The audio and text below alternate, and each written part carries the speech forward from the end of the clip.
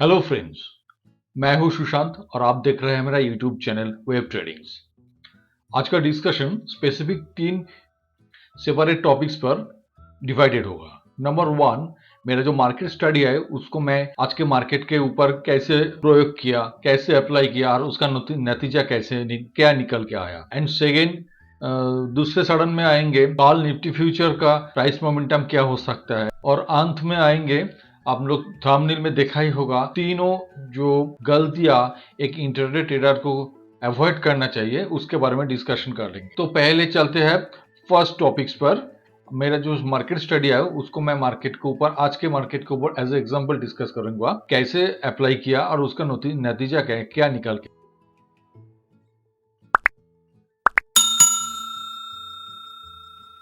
यह है मेरा free Telegram channel web tradings. यहाँ पर मैंने 10:14 पर एक अपडेट किए थे। जो जिन लोगों ने इस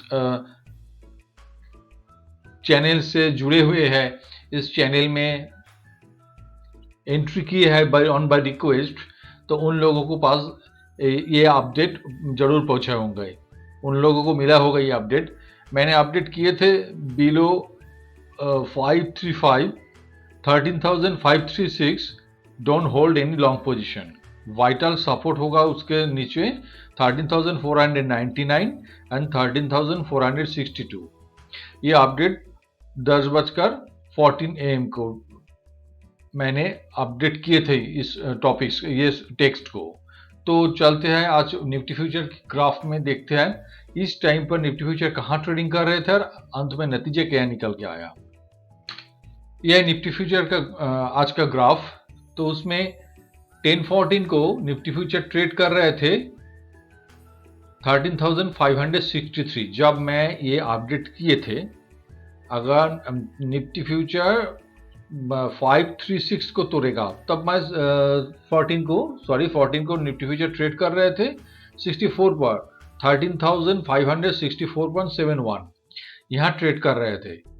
इस लेवल पे मैंने अपडेट किया मेरे टेलीग्राम चैनल पर वेब ट्रेडिंग्स जिसका नाम है, वहां पर मैं अपडेट किया अगर निफ्टी फ्यूचर 13,536 के नीचे आते हैं तो उसका सपोर्ट होगा, ऐसे रेंज पर एक सपोर्ट बनता है, ऐसे रेंज पर एक सपोर्ट बनता है 13,499। तो उसके बाद कितने बजे आप ऊपर आपको टाइम दिखा दे रहा है 12:57 PM और लेफ्ट साइड में आपको प्राइस दिखा दे रहा है 90। तो मैं अपडेट किए थे 10:14 को और 12:57 में निफ्टी फ्यूचर ने लो किया 13,490। मैं बोला था सपोर्ट होगा 13,499 और 90 को सपोर्ट करके निफ्टी फ्यूचर एक बाउंस बैक करेगा। मतलब यहाँ पर 563 टू 490 99 को पकड़ के चले तो एक स्कोप था, एक शॉर्ट पोजीशन इनिशिएट करने का एक बहुत बड़ा स्कोप मिला जिन जिन लोगों ने इस अपडेट को फॉलो किया है। उसके बाद आते हैं सेकेंड अपडेट में। सेकेंड अपडेट मैं कब किए थे 2:36 PM को मैं अपडेट किए थे। अगर निफ्टी फ्यूचर ने इस रेजिस्टेंस को पार करना है ऊपर जाने के लिए, तो रेजिस्टेंस क्या था, मैंने रेजिस्टेंस मेंशन किए थे 13,580.80। उसके पहले थोड़ी देर पहले निफ्टी फ्यूचर ने हाई किया था 13,580.60 और मैंने बोला 13,581.80 को पार करना चाहिए, क्रॉस करना चाहिए ऊपर जाने के लिए। पर ओवरऑल ट्रेड का क्या रहा, एक साइडवेज में निफ्टी घूम रहे थे, निफ्टी फ्यूचर घूम रहे थे, ऊपर भी नहीं गया नीचे भी नहीं गया। जो हाई किए थे उसके बाद ये जो हाई थे 2:20 पर उसके ऊपर और नहीं गया, एक साइडवेज ट्रेडिंग कर रहे थे। तो मेरा जो आज का गाइडेंस था मेरे टेलीग्राम चैनल पर, उसके साथ मेरा उसके आधार से ये प्रमाणित होता है मेरा जो वेब स्टडी है वो सही जा रहा है, मार्केट पर काम कर रहा है, करता है मार्केट पर। ओके, तो अब चलते हैं सेकंड टॉपिक्स पर, मतलब निफ्टी फ्यूचर का प्राइस मोमेंटम कल क्या हो सकता है। थोड़ी देर पहले एक लेवल के बारे में मैं बात किया, वो लेवल था 13,581.80। इस लेवल को निफ्टी फ्यूचर को इस पोजीशन में ये लेवल बनता है। इस लेवल को निफ्टी फ्यूचर को क्रॉस करना है फर्दर ऊपर जाने के लिए, अप मूव के लिए। तो कल भी ये लेवल एक्टिव रहेगा। तो अगर निफ्टी फ्यूचर इस लेवल को ऊपर तोड़ता है एंड यहाँ पर स्टे कर जाता है तो ऊपर चला जाएगा।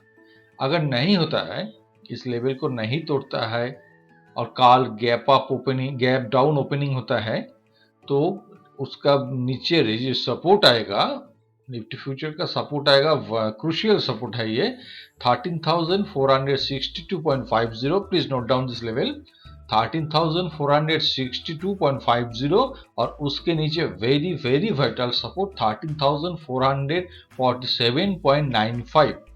ये तो सपोर्ट आएगा अगर निफ्टी फ्यूचर ने इस लेवल को तोड़ने में असफल रहा और अदरवाइज कल एक गैप डाउन ओपनिंग हुआ। तो इस दो सपोर्ट मैंने मेंशन किया, इस दो सपोर्ट में सपोर्ट हम लोग कल देख सकते हैं। एंड पॉसिबिलिटी है जो मैं सपोर्ट बताया उसकी किसी भी एक सपोर्ट से, एक लेवल से निफ्टी फ्यूचर ऊपर की तरफ फिर चलना शुरू हो सकता है। मतलब एक बाउंस बैक की पॉसिबिलिटी है मैं जो सपोर्ट लेवल बताया वहां से।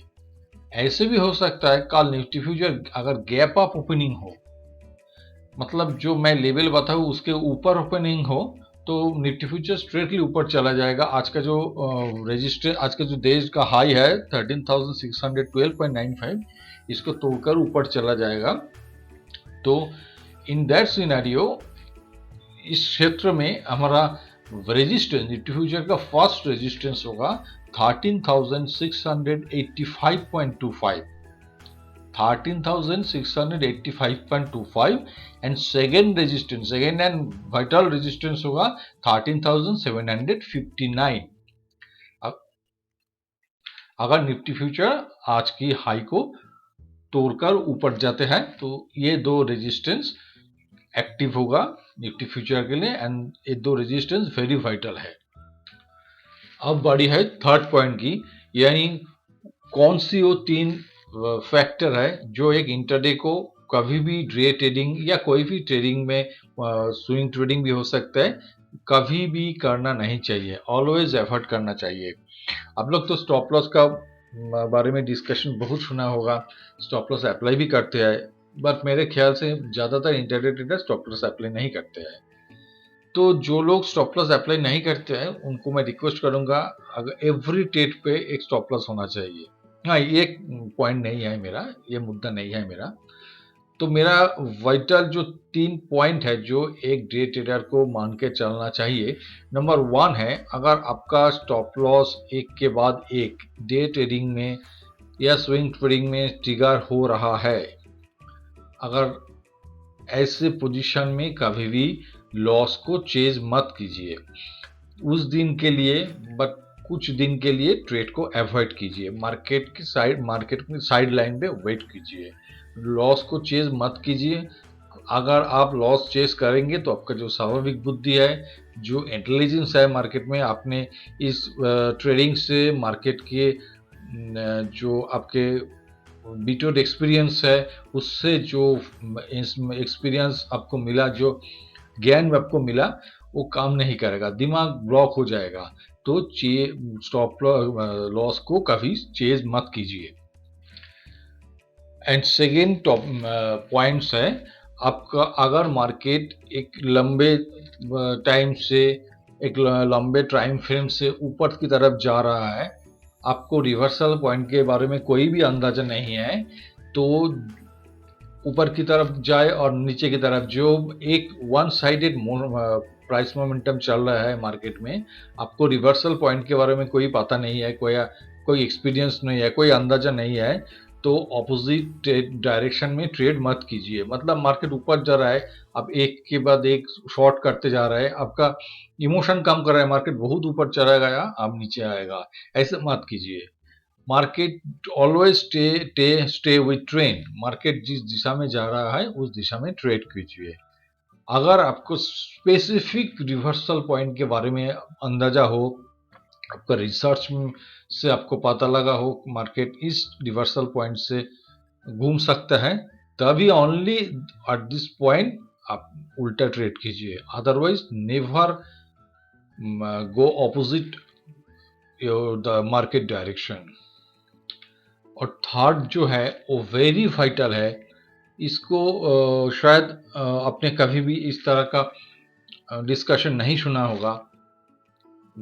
ये है ये मेरा टोटली मेरा एक्सपीरियंस है। ये आपको कभी भी कहीं पर भी नहीं मिलेगा।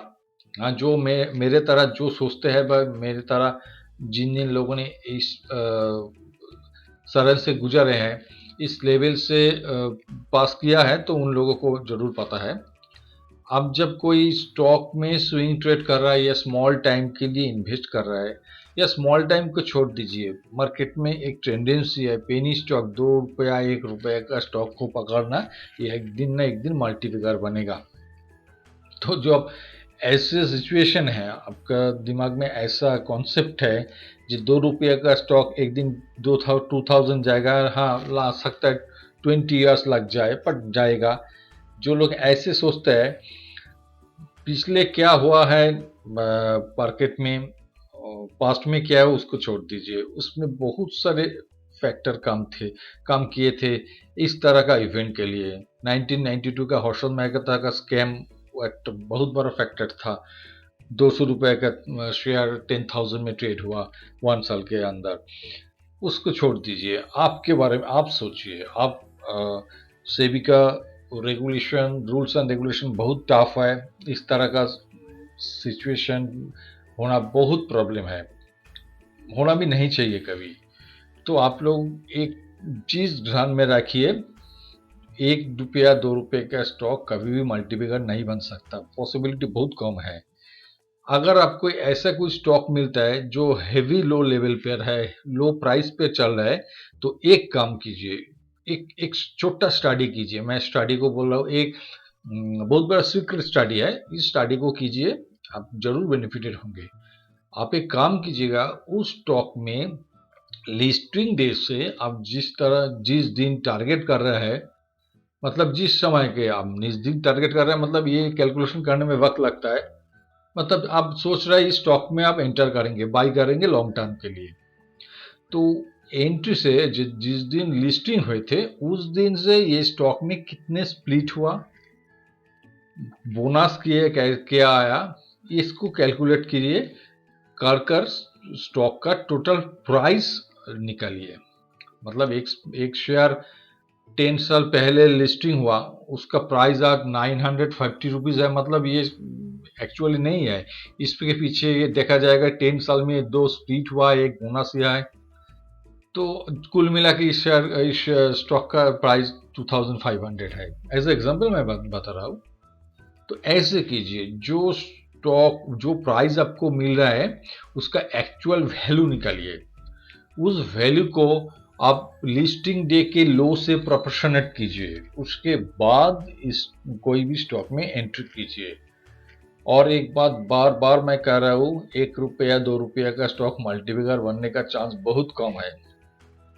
अगर आप JPSS, यूनिटेक ऐसे कोई स्टॉक में एक समय पर बहुत बड़ा खेलते थे, बड़ा लेवल पर खेलते थे, अगर आप भी कोई समझता है ये स्टॉक एक दिन वहाँ पर फिर जाएगा, निकल के फिर उस लेवल को टच करेगा, तो ये डे ड्रीम होगा। तो इसके बाद भी आपको कोई भी क्वेरीज हो, प्लीज़ मुझे लिखिए, मैं जरूर आंसर करूँगा। तो देखते हैं कल मार्केट में क्या होता है। तब तक के लिए धन्यवाद। Thank you for watching this video.